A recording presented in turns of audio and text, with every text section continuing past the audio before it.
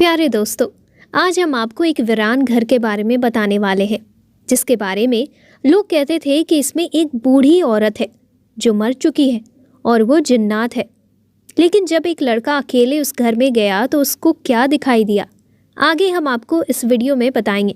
तो इस वीडियो को लाइक ज़रूर करें, साथ ही साथ चैनल को सब्सक्राइब करें और बेल आइकन को भी दबाएं ताकि नेक्स्ट वीडियो का नोटिफिकेशन आप तक सबसे पहले पहुंचे।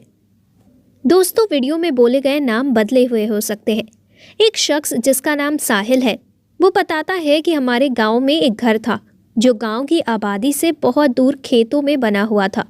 सब लोग कहते थे कि इस घर में भूत प्रेत रहते हैं, जिन्नात रहते हैं, वहाँ पर कोई भी नहीं जाता है। लेकिन मैं जवान था और अपने दोस्तों के साथ वहाँ पर चला गया। दोस्तों में शर्त लग गई कि जो अंदर जाएगा उसको 1000 रुपये मिलेंगे। साहिल बताता है कि उस वक्त हमारे लिए 1000 रुपये भी बहुत होते थे। मैं एक हफ्ता 1000 रुपये चला सकता था, वो फिर भी ख़त्म ना होते। मैंने कहा कि मैं जाऊंगा, लेकिन इस घर के बारे में मशहूर था कि यहाँ एक बूढ़ी औरत रहती है जो अक्सर लोगों को नज़र भी आती थी। कभी कभी उस बूढ़ी औरत को गांव में भी देखा गया था और सबका मानना था कि वो बूढ़ी औरत इस घर में मर चुकी है। साहिल आगे बताता है कि मैंने कहा कि एक तो रूह है, ऊपर से बूढ़ी रूह, तो मेरा क्या ही कर लेगी। मेरे एक दोस्त ने मुझसे कहा कि अंदर बिल्कुल भी ना जाओ, तुम्हें कुछ हो गया तो तुम्हारी माँ को हम क्या जवाब देंगे। सब ने उसका मजाक उड़ाया कि तुम भी डरपोक हो और इसको भी डरपोक बना रहे हो। मैंने अपने दोस्तों से कहा कि 1000 रुपये इकट्ठा कर लो, मैं आते ही तुम लोगों से ले लूँगा। इसके बाद मैं उस घर की तरफ चल पड़ा। घर को देखकर लगता ही नहीं था कि यहाँ पर कोई रहता होगा। मैं घर की तरफ चल पड़ा, दरवाज़ा खोला तो घर बहुत गंदा था, हर तरफ बहुत ही गंदगी थी। लेकिन फिर भी ऐसा लगता था जैसा यहाँ पर कोई ना कोई रहता है और आता जाता है। फर्श गंदा था, किसी के कदमों के निशान बने हुए थे और कदमों के निशान भी नज़र आ रहे थे जो किसी औरत के ही लग रहे थे। साहिल कहता है कि अब मैं थोड़ा सा डरने लगा, मेरा दिल बैठ सा गया। कदमों के निशान सबूत के तौर पर मेरे सामने आ चुके थे। अभी मैं दरवाजे पर ही खड़ा था, इसलिए मैं अपने दोस्तों को दूर से दिखाई दे रहा था। उन्होंने आवाज़ दी और कहा कि क्या हुआ, इरादा बदल लिया? मैंने कहा हरगिज़ नहीं, मैंने क्यों इरादा बदलना है। अब मेरी बात इज्जत पर आ गई थी, इसलिए मैं आगे बढ़ गया, लेकिन सामने कोई नज़र नहीं आ रहा था।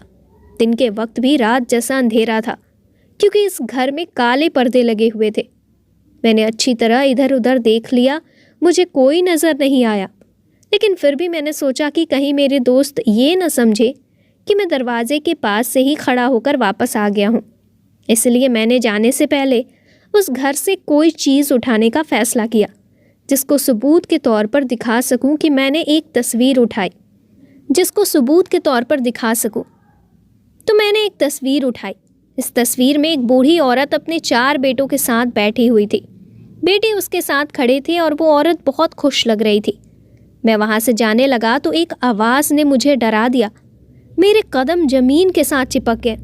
किसी ने कहा कि बेटा ये मत ले जाओ, कुछ और ले जाओ, तुम चोर हो ना। साहिल कहता है कि मैं बुरी तरह डर गया। ये तो किसी बूढ़ी औरत की आवाज़ थी। मेरे तो हाथ पाँव काँपने लगे, लेकिन मैं वहाँ से भाग नहीं सका। वो औरत बोली, मुझसे क्यों डर रहे हो? मैंने जब उसकी तरफ देखा तो वो बिल्कुल ठीक ठाक थी, अंधेरे में कुर्सी पर बैठी थी, इसलिए मुझे पहली बार में नज़र नहीं आई। उसकी उम्र तकरीबन 70 साल होगी। उसके चेहरे पर प्यारी सी मुस्कुराहट थी। उस औरत ने कहा कि मेरा नाम गुलबानो है, बेटा तुम क्यों डर रहे हो मुझसे? मैंने कहा आप मर चुकी हैं। तो वो कहने लगी, अपने बेटों को देखे बगैर मैं नहीं मरूंगी। साहिल कहता है कि वो तो बिल्कुल ठीक ठाक बातें कर रही थी, वो कोई जिन नहीं थी।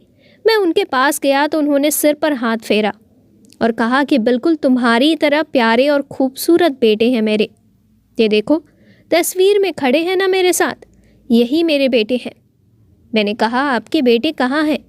तो वो कहने लगी कि वो सब बाहर के मुल्क में होते हैं, वो पढ़ाई करते हैं। लेकिन उन्होंने मुझे कहा है कि हम चारों लोग नवंबर 1980 जुम्मे के दिन मुझसे मिलने के लिए आएंगे, बस उन्हीं का इंतज़ार कर रही हूँ। साहिल कहता है कि ये बात सुनकर मैं अचानक से रोने लग गया। मेरी आंखें आंसुओं से भर गई और मैं उस तस्वीर को देखकर और रोने लगा। क्योंकि ये 1980 नहीं बल्कि 2003 चल रहा था। यानी वो 23 साल से अपने बेटों का इंतज़ार कर रही थी, जो शायद उसको यहाँ पर छोड़कर भूल गए थे। साहिल कहता है कि मैं वहाँ से भाग गया। मेरे दोस्त भी डर गए कि शायद इसने कोई जिन्नात देख लिया है। मैं फ़ौरन अपने घर आया और अपनी अम्मी को सब कुछ बता दिया। उनसे कहा कि उस औरत को ले आए। वो कोई जिन नहीं, वो इंसान है। वही रात को बाजार आती है, उनको ही लोगों ने देखा है। शायद अपने लिए कोई चीज़ें लेने आती होगी। उनका कोई भी नहीं है, वो अकेले ही वहाँ पर बैठी हैं। वो कोई जिन नहीं बल्कि एक मजबूर माँ है। मेरे साथ अभी चले। मेरी अम्मी ने मेरी बात न मानी और कहने लगी, तू पागल हो गया है, तू उस घर में गया है। तू उस घर में गया ही क्यों था? वहाँ पर तो भूत रहते हैं। साहिल कहता है कि फिर मैंने ये बात गांव के सरदार को बता दी, तो उसको यकीन आ गया और वो कुछ लोगों को लेकर मेरे साथ चला गया। लेकिन जब वहाँ पर पहुँचे तो उस बूढ़ी माँ का इंतज़ार ख़त्म हो चुका था और वो औरत इस दुनिया से जा चुकी थी। सब ने उसके कफन दफन का इंतज़ाम किया और उसको उसके घर के अंदर ही दफना दिया कि अगर कभी वो 4 बदबख्त बेटे आए जिनको वो अपने शहजादे कहती थी, तो कम से कम अपनी माँ की कब्र देखकर समझ जाएंगे कि वो उनके इंतज़ार में और उनकी दी हुई झूठी उम्मीद में ही इस दुनिया से चली गई। तो दोस्तों, कैसी लगी आपको ये कहानी? नीचे कमेंट बॉक्स में ज़रूर लिखिएगा और साथ ही साथ चैनल को सब्सक्राइब और वीडियो को लाइक कीजिएगा और बेल आइकन को भी दबाइएगा। हम मिलते हैं नेक्स्ट वीडियो में नए वाक़ये और कहानी के साथ। तब तक के लिए शुक्रिया।